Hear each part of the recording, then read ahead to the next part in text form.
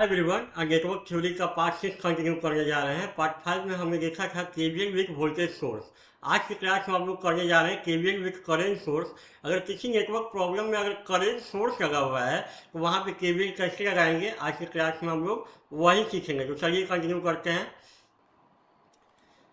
KVL with voltage source जो कि हमने पार्ट 5 में कवर कर लिया है, तो उसका थोड़ा सा रिवीजन करेंगे यहाँ पे, और उसके बाद हम लोग कंटिन्यू करेंगे केवीएल विथ करंट सोर्स। अगर किसी नेटवर्क प्रॉब्लम में करंट सोर्स लगा हुआ है तो वहाँ पे केवीएल कैसे लगाएंगे, आज की क्लास में हम लोग वही सीखेंगे। चलिए कंटिन्यू करते हैं।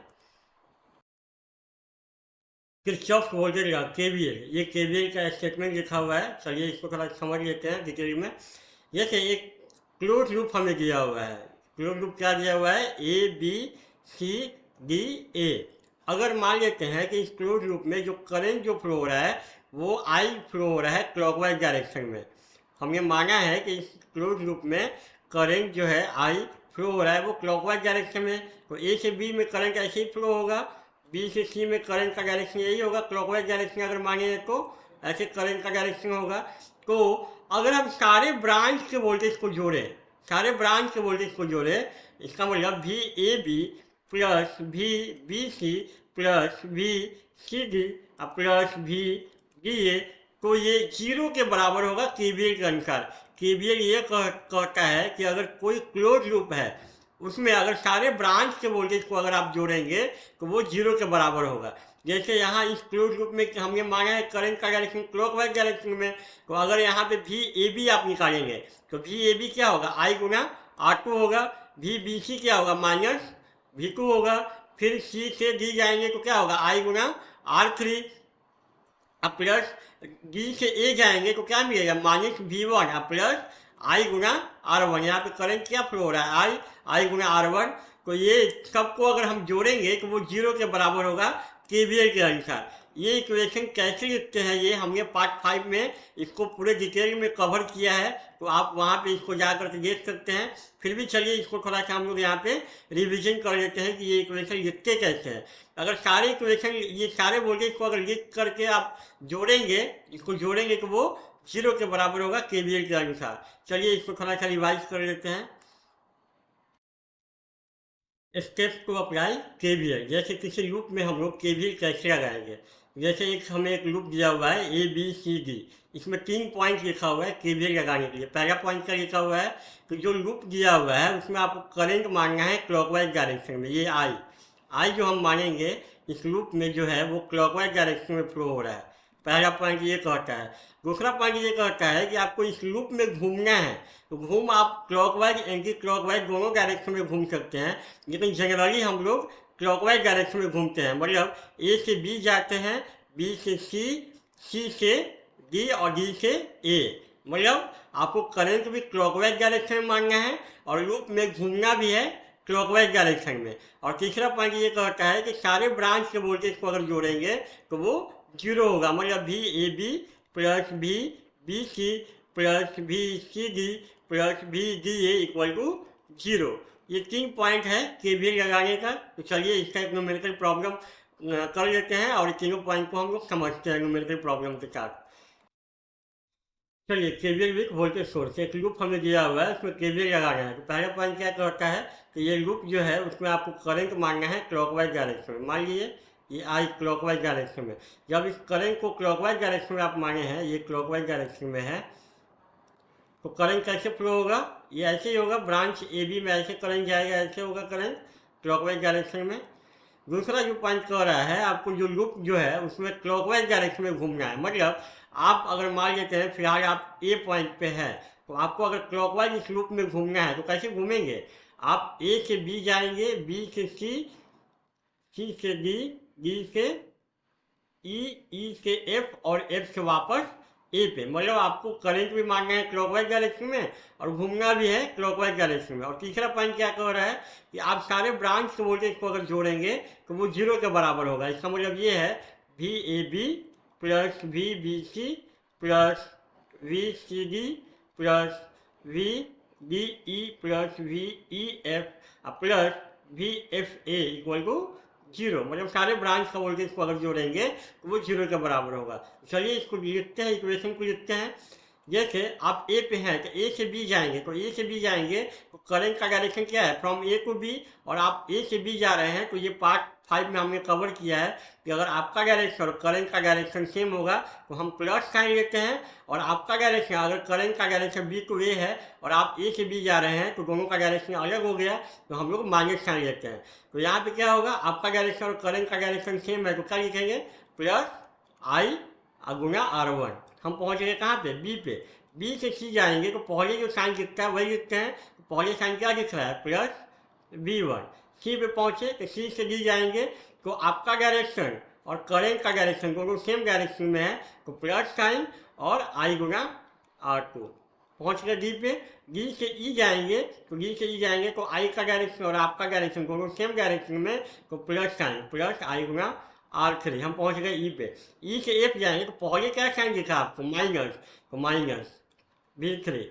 हम पहुँच गए एफ पे। एफ से ए जाना है तो पहले क्या साइन दिखा, माइनस V2 इक्वल टू 0। इस सारे को अगर जोड़ेंगे वो 0 के बराबर होगा KVL के अनुसार। तो ये इस तरह के बहुत सारे प्रॉब्लम हमने पार्ट 5 में कवर किया है। हमने बस यहाँ पे एक न्यूमेरिकल प्रॉब्लम को रिवीजन कर दिया है कि कोई भी अगर लूप में अगर वोल्टेज सोर्स लगा हुआ है तो KVL कैसे लगाते हैं। अब हम लोग कंटिन्यू करते हैं KVL with current source. Current source, यहाँ पे जो करेंट सोर्स हमने दिखाया है, एक का डायरेक्शन है फ्रॉम सी टू बी और दूसरा का डायरेक्शन है फ्रॉम बी टू सी। इसका मतलब ये है अगर ये करेंट सोर्स है और ये 5 एम्पीयर का करेंट सोर्स है, इसका मतलब ये है इस ब्रांच में करंट 5 एम्पीयर फ्लो होगा फ्रॉम सी टू बी, मतलब 5 ampere current flowing from C to B. मतलब इस ब्रांच में करंट जो होगा वो 5 एम्पीयर फ्लो होगा फ्रॉम सी टू बी। मतलब यहाँ से 5 एम्पीयर करंट जाएगा, ऊपर 5 एम्पीयर करंट पहुँचेगा। वैसे इस करंट सोर्स में अगर करंट का डायरेक्शन इस डायरेक्शन में लिखाया हुआ है तो इसमें भी 5 एम्पीयर करंट ही है, लेकिन इसका जो डायरेक्शन है फ्रॉम बी टू सी, मतलब 5 ampere current flowing from B to C. मतलब कुछ भी हो जाए, इस ब्रांच में करंट हमेशा 5 एम्पीयर होगा फ्रॉम सी टू बी, और इस ब्रांच में करंट जो होगा वो 5 एम्पीयर होगा फ्रॉम बी टू सी। यहाँ पे 5 एम्पीयर करंट सोर्स को हम 3 डिफरेंट रजिस्टर में कनेक्ट किए हैं। एक 4 ओम का है, 2 ओम का और एक 6 ओम का है। तो जैसे यहाँ पे देखते हैं पहले एग्जाम्पल में, जब ये 5 एम्पीयर का करंट सोर्स है तो मैंने आपको बताया है कि जो 5 एम्पीयर करंट है वो क्या फ्लो होगा, फ्रॉम सी टू बी। मतलब इस ब्रांच में करंट कितना फ्लो हो रहा है, 5 ampere from C to B. अब यही 5 एम्पीयर करंट ब्रांच इसमें जाएगा बीडी में, तो यहाँ पे करंट कितना फ्लो होगा, 5 एम्पीयर। और ये 5 एम्पीयर करंट फिर कहाँ आएगा, 4 ओम के रजिस्टर में आएगा और फिर ये वापस ऐसे रिटर्न होगा। कहने का मतलब ये है कि इस लूप में जो करंट आई जो फ्लो हो रहा है वो 5 एम्पीयर है, और वो क्या है, क्लॉकवाइज डायरेक्शन में फ्लो हो रहा है, क्लॉकवाइज डायरेक्शन में। उसी तरीके से इस एग्जाम्पल में आप देखेंगे तो यहाँ पे कितना है, करंट 5 एम्पीयर है और वो क्या हो रहा है, फ्रॉम सी टू बी। अब यही का 5 एम्पीयर करंट बी में जाएगा और फिर ये डी ई में जाएगा और फिर ऐसे वापस रिटर्न आएगा ये 5 एम्पीयर। मतलब यहाँ पे भी जो करंट आई जो फ्लो हो रहा है वो क्लॉकवाइज डायरेक्शन में 5 एम्पीयर। उसी तरीके से इसमें भी जो करंट जो फ्लो होगा वो आई जो होगा वो 5 एम्पीयर होगा, वो क्या होगा, क्लॉकवाइज डायरेक्शन में। कहने का मतलब ये है कि अगर करंट सोर्स डिफरेंट रेजिस्टेंस में लगाया जाए, इसका वैल्यू अलग अलग है, तब भी करंट का डायरेक्शन क्लॉकवाइज डायरेक्शन में तो होगा ही, प्लस करंट का वैल्यू 5 एम्पीयर ही रहेगा। वो इस रेजिस्टेंस पे डिपेंड नहीं करेगा कि रेजिस्टेंस का वैल्यू कितना है, कम हो या ज़्यादा हो, उससे कोई मतलब नहीं है। अगर कोई करंट सोर्स रजिस्टर के पैरेलल में लग गया, मतलब ये 5 एम्पीयर है तो इसमें 5 एम्पीयर करंट ही जाएगा। यहाँ 2 ओम है तो इसमें 5 एम्पीयर करंट जाएगा, यहाँ पे 6 ओम है तो 5 एम्पीयर करंट ही फ्लो होगा इसमें। मतलब इस करंट सोर्स का वैल्यू इस रेजिस्टेंस पे डिपेंड नहीं करेगा। लेकिन अगर यहाँ से पूछा जाए आपको कि वी डी ई क्या होगा, मतलब डी से ई तक का वोल्टेज क्या होगा, मैंने बताया है कि जब डी से ई तक का वोल्टेज है मतलब आपको डी से ई जाना है, तो डी से ई जाना है और करंट का डायरेक्शन और आपका डायरेक्शन सेम है तो प्लस साइन, और करंट कितना है इसमें 5 एम्पियर गुना 4 ओम का रजिस्टर, तो ये होगा 20 वोल्ट। वैसे ही यहाँ पे अगर आपसे पूछा जाए VDE क्या होगा, तो यहाँ पे आप D से E जाएंगे। VDE का मतलब क्या, D से E जाना है, तो जब D से E जाएंगे तो आपका डायरेक्शन और करंट का डायरेक्शन सेम है, तो कितना 5 एम्पियर गुना 2 ओम का रजिस्टर, तो ये आएगा 10 वोल्ट। वैसे ही यहाँ पे आ जाएगा ये कितना 30 वोल्ट। मतलब अगर आप कहने का मतलब ये है कि ये वोल्टेज का वैल्यू जो होगा वो चेंज करेगा। VDE तीनों में अलग अलग मिलेगा, लेकिन तीनों में करंट जो होगा वो सेम होगा। मतलब करंट सोर्स अगर रजिस्टर के पैरेलल में लगा हुआ है तो वोल्टेज का वैल्यू वेरी करेगा, न कि करंट का वैल्यू। और करंट का वैल्यू क्या होगा, तीनों में क्लॉकवाइज डायरेक्शन में होगा। इस एग्जाम्पल में करेंट सोर्स का डायरेक्शन तीनों में चेंज कर दिया गया है। यहाँ पे करेंट सोर्स को डायरेक्शन है फ्रॉम B टू C। तो अब देखिए यहाँ 5 एम्पियर करंट फ्लो हो रहा है, कैसे, फ्रॉम B टू C, तो यही करंट जाएगा C टू E और वापस E टू D और D से B। मतलब इस जो लूप जो है उसमें जो करंट I फ्लो हो रहा है वो है 5 एम्पियर, लेकिन डायरेक्शन कैसे है, एंटी क्लॉकवाइज, मतलब घड़ी के उल्टा डायरेक्शन में, एंटी क्लॉकवाइज। वैसे ही यहाँ पे भी देखेंगे तो करंट 5 एम्पियर फ्लो हो रहा है, कैसे, फ्रॉम B टू C। अब यही करंट जाएगा ऐसे, ये 5 एम्पियर इधर जाएगा from C to E, E से D और D से B। मतलब यहाँ पे भी जो करंट है वो 5 एम्पियर फ्लो हो रहा है एंटी क्लॉकवाइज डायरेक्शन में। और यहाँ पे भी करंट कितना फ्लो होगा, 5 एम्पियर। ये I जो होगा, यहाँ पे I जो होगा, I का वैल्यू कितना होगा 5 एम्पियर, अब वो भी होगा एंटी क्लॉकवाइज डायरेक्शन में। अब आपसे पूछा जाएगा यहाँ पे कि VDE क्या होगा। VDE का मतलब आपको D से E जाना है, DE मतलब D से E जाना है। और जब आप D से E जाएंगे और करंट कैसे आ रहा है, E टू D, करंट का डायरेक्शन कैसे है, E टू D, आप आ कैसे रहे हैं D टू E, तो दोनों का डायरेक्शन अलग, तो माइनस साइन। और करंट कितना है 5 एम्पियर गुना 4 ओम का रेजिस्टेंस, तो ये हो जाएगा -20 वोल्ट। वैसे ही यहाँ पे आपसे पूछा जाएगा VDE क्या होगा, तो DE का मतलब D से E जाना है, D से E जाना है, तो आप D से E जा रहे हैं। करंट कैसे आ रहा है, E टू D, मतलब करंट का डायरेक्शन और आपका डायरेक्शन अलग, तो माइनस साइन। और करंट का वैल्यू कितना 5 और रेजिस्टेंस का वैल्यू कितना 2, तो कितना हो गया -10 वोल्ट। वैसे ही अगर यहाँ पे निकालेंगे VDE तो मतलब कितना आएगा -5 गुना 6, तो ये आ जाएगा आपका -30 वोल्ट। मतलब यहाँ पे अगर करंट सोर्स का डायरेक्शन को चेंज कर दिया गया तो लूप में जो करंट फ्लो होगा वो कैसे फ्लो होगा, एंटी क्लॉकवाइज डायरेक्शन में, लेकिन करंट का वैल्यू सेम होगा, वोल्टेज का वैल्यू चेंज करेगा, लेकिन करंट का वैल्यू सेम रहेगा तीनों सर्किट में।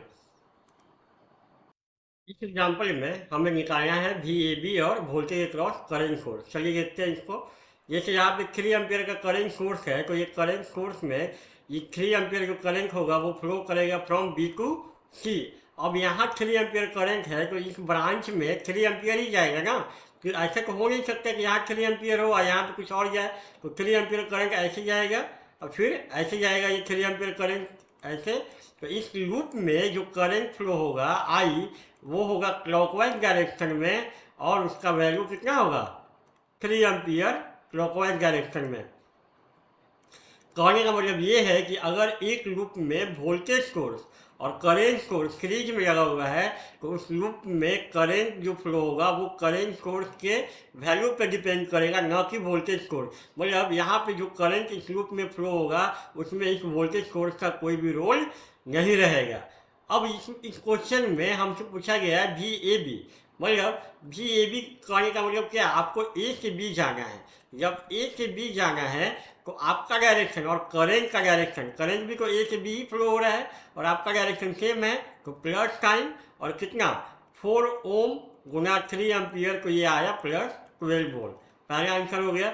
दूसरा पूछा जा रहा है वोल्टेज अक्रॉस करेंट सोर्स। यहाँ जो करेंट सोर्स है उसके अक्रॉस कितना वोल्टेज है, उसके लिए हम लोग क्या करते हैं KVL लगाते हैं। और KVL में क्या करते हैं हम लोग क्लॉकवाइज डायरेक्शन में घूमते हैं। क्लॉकवाइज डायरेक्शन मतलब क्या, A से B जाएंगे, B से C, C से D और D से वापस A पे जाएंगे। तो चलिए A से B जाएंगे तो VAB मिलेगा, बी से सी जाएंगे, तो बी से सी जाएंगे तो यहाँ वोल्टेज हमको नहीं मालूम है, करेंट सोर्स के अक्रॉस वोल्टेज नहीं मालूम है। ये 3 एम्पियर ये करेंट का वैल्यू है ना कि वोल्टेज का। तो V B C plus C से डी जाएंगे तो V C D plus D से ए जाएंगे, D A equal to 0 KVL के अनुसार। तो क्या होगा, वी ए बी को अभी आपने निकाला है प्लस 12 वोल्ट, ये मिल गया। अब प्लस बी से सी आपको मालूम नहीं है, वोल्टेज कितना है नहीं मालूम है, वही आपको निकालना है। कभी कभी बच्चे क्या करते हैं कि sir B C equal to 3, अरे बाबू ये करेंट सोर्स का वैल्यू है ना कि वोल्टेज, तो हम लोग यहाँ पे 3 नहीं लिख सकते, यहाँ का वोल्टेज हमको निकालना पड़ेगा। तो यहाँ का वोल्टेज के लिए क्या करेंगे, मान लीजिए बी सी है, यहाँ पे बी से सी तक का वोल्टेज, सी से डी जाएंगे, सी से डी ना रजिस्टर है कुछ है इसमें, तो यहाँ पे क्या मिलेगा आप कुछ नहीं 0, डी से ए जाएंगे तो डी से ए जाएंगे तो पहले क्या साइन दिखेगा माइनस, छोटा वाला लाइन क्या रहता है माइनस 10 इक्वल टू हो जाएगा 0। तो बी सी आपको कितना मिलेगा -12 प्लस 10 इक्वल टू -2 वोल्ट, यही होगा वोल्टेज अक्रॉस करेंट सोर्स। इस तरीके से कोई करेंट सोर्स दिया हुआ है तो उसमें आप लोग केवीएल लगा करके करेंट सोर्स के अक्रॉस वोल्टेज निकाल सकते हैं। मैंने यहाँ नोट में लिख दिया है कि अगर कोई लूप में करेंट सोर्स लगा हुआ है, अगर वहाँ केवीएल लगाना है तो आप केवीएल लगाने से पहले उस करेंट सोर्स के अक्रॉस वोल्टेज एज्यूम करेंगे। जैसे यहाँ पे हमने क्या एज्यूम किया था, वी बी सी, इस करेंट सोर्स के across voltage V B C. कभी कभी क्वेश्चन में देता है आपको करेंट सोर्स के अक्रॉस वोल्टेज दिया जाएगा, अगर नहीं दिया गया है तो आप अपना मन से एज्यूम करेंगे और उस वोल्टेज को केवीएल इक्वेशन लगा करके आप उस वोल्टेज को निकालेंगे। चलिए इस एग्जाम्पल में आप निकालेंगे वी ए बी और वोल्टेज अक्रॉस करेंट सोर्स। चलिए देखिए यहाँ पे ये जो करेंट सोर्स है तो यहाँ कितना होगा 3 एम्पियर करेंट नीचे से ऊपर जाएगा सी टू बी, ये इसमें तो कोई डाउट नहीं है। अब ये जो 3 एम्पियर करेंट है तो वही नहीं जाएगा इसमें करंट, इधर 3 एम्पियर आ रहा है तो इधर 3 एम्पियर जाएगा, तो ये वापस यहाँ से 3 एम्पियर करंट ऐसे इसमें फ्लो होगा इस लूप में। तो इस लूप में आई जो फ्लो होगा जिसका वैल्यू कितना होगा 3 एम्पियर, लेकिन वो डायरेक्शन क्या होगा anti clockwise direction, anti clockwise घड़ी के उल्टा डायरेक्शन में। अब आपसे पूछा गया है पहला वी ए बी मतलब ए से बी जाना है। चलिए ए पे आ गया ए से बी जाइए, तो ए से बी जाएंगे आपका डायरेक्शन और करंट का डायरेक्शन, करंट बी से ए आ रहा है तो दोनों डायरेक्शन अलग है तो माइनस साइन, और 4 गुना 3 ये हो गया माइनस आपका 12 वोल्ट। क्वेश्चन नंबर 2 में क्या पूछा जा रहा है वोल्टेज अक्रॉस करेंट सोर्स। तो चलिए हम लोग क्लॉकवाइज में घूमते हैं, केवीएल में कैसे घूमना है क्लॉकवाइज में, ए से बी, बी से सी, सी से डी, डी से वापस ए पे। तो ए से बी जाएंगे तो क्या मिलेगा वी ए बी का वैल्यू कितना निकालेंगे -12। बी से सी जाएंगे तो इसमें वोल्टेज हमें नहीं मालूम है, वही को निकालना है हमें वी बी सी। यहाँ से यहाँ जाएंगे तो कुछ नहीं मिलेगा 0, और यहाँ से डी से ए जाएंगे तो पहले साइन आपको दिखेगा माइनस, तो -10 इक्वल टू 0, तो ये हो जाएगा -22 plus V B C equal to 0। तो वी बी सी का वैल्यू कितना आएगा, ये आएगा आपका 22 वोल्ट, यही होगा आंसर। चलिए इस एग्जाम्पल में हमें केवीएल लगाना है। तो यहाँ पे 2 लूप है ए बी ई एफ ए, और एक लूप ये है B C D E B. तो चलिए केवीएल क्या करता है, सबसे पहले तो हमें मानना है दोनों लूप में करंट का डायरेक्शन क्लॉकवाइज, तो मान लिए I1 और ये मान लिए करंट I2 क्लॉकवाइज डायरेक्शन में। अब देखिए ब्रांच CD में जो करंट फ्लो होगा वो तो कंफर्म है 10 एम्पियर फ्लो होगा फ्रॉम सी टू डी, और आपके हिसाब से आपने करंट मांगा है I2, तो इसका मतलब है ये जो ब्रांच CD है उसमें करंट I2 फ्लो हो रहा है आपके हिसाब से, लेकिन इसमें कितना करंट फ्लो होगा 10 एम्पियर। इसका मतलब ये हुआ कि आपने जो मांगा है करंट उसका वैल्यू कितना होगा 10 एम्पियर। ऐसा तो नहीं ना हो सकता है कि इसी ब्रांच में दो करंट अलग अलग फ्लो करे, इसका मतलब आपके हिसाब से यहाँ पे करंट I2 फ्लो हो रहा है, लेकिन करंट सोर्स के हिसाब से यहाँ पे कितना करंट फ्लो हो रहा है 10 एम्पियर। इसका मतलब I2 का वैल्यू कितना होगा 10 एम्पियर के बराबर। अब चलते हैं हम लोग केवीएल लगाते हैं लूप में, loop A B E F A में क्लॉकवाइज घूमते हैं, ए से बी, ए से जाएंगे बी से जाएंगे ई से जाएंगे एफ से वापस ए पे। चलिए ए से बी जाएंगे तो क्या मिलेगा हमको 5 ओम का रजिस्टर है, उसमें करंट फ्लो हो रहा है अगर बी से ई जाएंगे तो 10 ओम का जो रजिस्टर है उसमें 2 करंट फ्लो हो रहा है। यहाँ पे देखिए एक करंट जो है वो है I1 ऐसे है और एक करंट I2 जो है वो ऊपर के डायरेक्शन में है। तो हमने बताया है पार्ट 5 में कि जब बी से ई जाएंगे तो आपके डायरेक्शन में जो करंट है उसको क्या करेंगे, बड़ा मानेंगे। तो I1 माइनस I2 का वैल्यू कितना है, I2 का वैल्यू कितना है 10। ये हो गया, हम पहुंच गए ई पे। अब ई से एफ जाएंगे तो कुछ नहीं मिलेगा, 0। एफ से ए जाएंगे तो पहले साइन क्या दिखेगा, माइनस, छोटे लाएंगे तो माइनस 5 इक्वल टू 0। यहाँ से आप I1 निकाल सकते हैं। हमारे पास 2 अननोन था, I1 I2, तो I2 का वैल्यू हो गया 10 एम्पियर और I1 का वैल्यू हो गया कितना। यहाँ से सॉल्व करके आप I1 का वैल्यू निकाल सकते हैं। दूसरा, क्या ये लूप जो है, एक लूप और है हमारे पास, A B C D E F A, मतलब आप ऐसे जाएंगे A से B, B से C और ऐसे वापस ऐसे आएंगे। तो क्या इसमें केवीएल इक्वेशन लगा सकते हैं या नहीं, चलिए चेक करते हैं। A से B जाएंगे तो क्या मिलेगा, चलिए A से B चलते हैं, B से C, C से D, D से E, E से F, F से वापस A पे। A से B जाएंगे तो क्या मिलेगा, 5 इंटू I1, बी पे पहुंचे। बी से सी जाएंगे तो कितना ओम का रजिस्टर है, 20 ओम, और करंट इसमें क्या फ्लो हो रहा है, I2 फ्लो हो रहा है। तो 20 गुना I2, आपका डायरेक्शन और करंट का डायरेक्शन सेम है। अब जब हम सी से डी जाएंगे तो हमें यहाँ का वोल्टेज पता नहीं है, तो हमको यहाँ का वोल्टेज क्या करना होगा, मानना पड़ेगा VCD। यहाँ से यहाँ तक का वोल्टेज क्या है, VCD। डी से ई जाएंगे तो कुछ नहीं, 0। ई से एफ जाएंगे तो कुछ नहीं, 0। और एफ से वापस ए पे जाएंगे तो -5। तो यहाँ से आपको I1 I2 पता है, तो वोल्टेज अक्रॉस करंट सोर्स भी आप यहाँ से निकाल सकते हैं। कहने का मतलब ये है कि जब भी आप करंट सोर्स में अगर केवीएल लगाएंगे तो वहाँ पे आपको वोल्टेज एज्यूम करना होगा। इस तरीके से इस क्वेश्चन को हम लोग सॉल्व करके I1 I2 और वोल्टेज अक्रॉस करंट सोर्स निकाल सकते हैं। चलिए इस एग्जाम्पल में भी हमको केवीएल लगाना है। तो 2 लूप है हमारे पास, जिसमें करंट मानते हैं क्लॉकवाइज डायरेक्शन में I1 और यहाँ पे I2। अब पहले इस लूप में देखते हैं, आपके ये करंट सोर्स के हिसाब से यहाँ 10 एम्पियर करंट जो है वो डी से सी जाएगा। ये 10 एम्पियर करंट जाएगा ना डी से सी, 10 एम्पियर करंट फ्लो हो रहा है डी टू सी। आपने माना है करंट I2, मतलब आपके हिसाब से इसमें जो करंट जो होगा वो I2 फ्लो हो रहा है, और I2 जो है वो क्या है, फ्रॉम C टू D। मतलब एक ब्रांच में आपके हिसाब से I2 फ्लो हो रहा है फ्रॉम C टू D, और करंट सोर्स दे रहा है current from D to C। इसका मतलब ये है I2 का वैल्यू आपका 10 एम्पियर के बराबर को होगा, लेकिन दोनों का डायरेक्शन अलग है। तो हम लोग क्या करते हैं, माइनस साइन लगाते हैं। ये माइनस साइन क्यों, क्योंकि आपके हिसाब से I2 जो है वो C से D है, करंट सोर्स के हिसाब से current 10 ampere from D to C है, तो इसलिए दोनों का डायरेक्शन अलग है। तो I2 का वैल्यू जो होगा वो -10 एम्पियर है। माइनस ये शो कर रहा है कि दोनों का डायरेक्शन अलग है। तो I2 का वैल्यू निकल गया। I1 का वैल्यू निकालना है, तो I1 के लिए इसमें क्या करेंगे, केवीएल लगाएंगे। किसमें, A B E F A में। चलिए A से B जाएंगे तो क्या मिलेगा, 5 I1। B पे पहुँचे, अब B से E जाएंगे तो 2 करंट है, एक है I1 एक है I2। तो क्या हो जाएगा 10, और B से E जा रहे हैं तो आप किसको बड़ा मानेंगे, I1 को बड़ा मानेंगे और I2 को छोटा। तो I1 माइनस I2 पहुँच गए E पे। E से F जाएंगे तो कुछ नहीं, 0, और F से A जाएंगे तो -5 वोल्ट इक्वल टू 0। तो 5 I1 प्लस 10 I1, और I2 का वैल्यू कितना है, -10। तो यहाँ पुट करिएगा तो ये हो जाएगा 10 -5 इक्वल टू 0। यहाँ से सॉल्व करके आप I1 फाइंड आउट कर सकते हैं। इस तरीके से इस लूप में हमने I1 एंड I2 दोनों फाइंड आउट कर लिया केवीएल का यूज करके।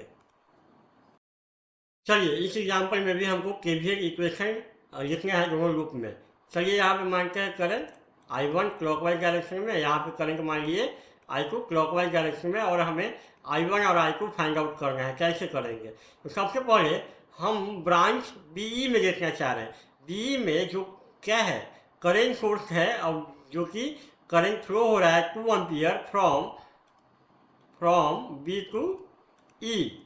लेकिन आपने क्या माना है, आपने माना है कि करंट I1 जो है ये फ्रॉम बी टू ई है और I2 जो करंट है फ्रॉम ई टू बी है।